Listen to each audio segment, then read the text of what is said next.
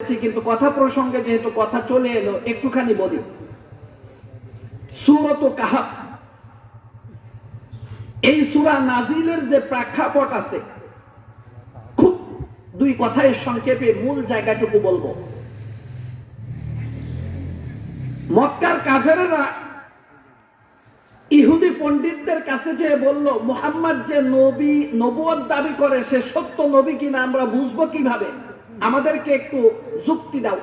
তারা বলল, তাকে তিনটা প্রশ্ন করবা, এই তিনটা প্রশ্নের উত্তর যদি সে দিতে পারে তাহলে নবী, আর যদি উত্তর না দিতে পারে তাহলে নবী নয়। কি প্রশ্ন, কি বৃত্তান্ত, এদিকে গেলে আলোচনা লম্বা হয়ে যাবে, আমি সংক্ষেপে মূল জায়গাটুকু বলছি।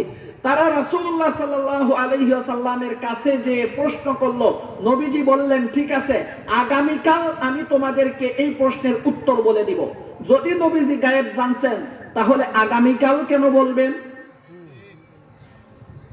এখানেই শেষ না বাবা, শুনেন। রাসূলুল্লাহ সাল্লাল্লাহু আলাইহি ওয়াসাল্লাম ইনশাআল্লাহ বলতে ভুলে গিয়েছিলেন উম্মতকে শিক্ষা দেওয়ার জন্য। আল্লাহ এমন ঘটনা ঘটিয়েছেন, নবীজি যখন ইনশাআল্লাহ বলতে ভুলে গেছেন, পরের দিন জিবরিল ফেরেশতা ওহী নিয়ে আর আসেননি। এদিকে কাফের যারা আছে তারা নবীর কাছে এসে বলতেছে, মুহাম্মদ প্রশ্নের উত্তর দাও।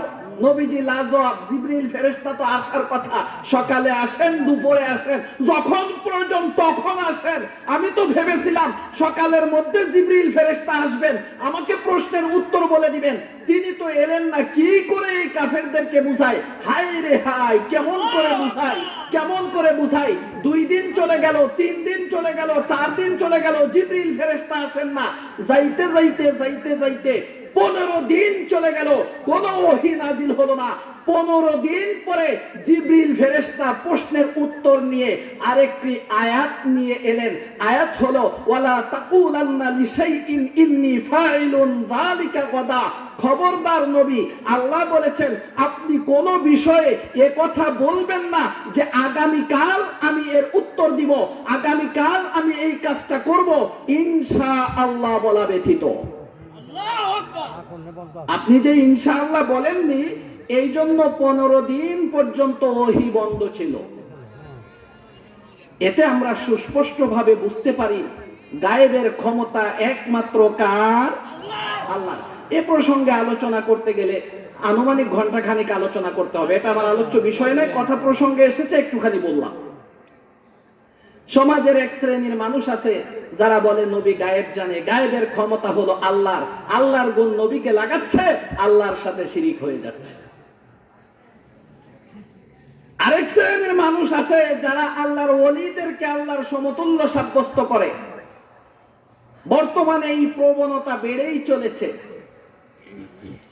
আল্লাহর ওলীদের যে কবরগুলি আছে, আল্লাহর ওলীদের যে মাজারগুলি আছে, এইগুলিতে এখন সেজদা করা খুব স্বাভাবিক বিষয় হয়ে গিয়েছে। মা চাচিরা, বিশেষ করে বাংলাদেশের মা বোনেরা, তারা এই মাজারমুখী হয়েছে। ছেলে পরীক্ষা দিবে তো মাজারে ছুটতেছে সিন্নি নিয়ে, মেয়ের বিয়ে হচ্ছে না তো মাজারে ছুটতেছে সিন্নি নিয়ে, একটা বিপদে পড়েছে তো মাজারে যাচ্ছে মান্নত করতে, ছেলে হচ্ছে না মাজারে যাচ্ছে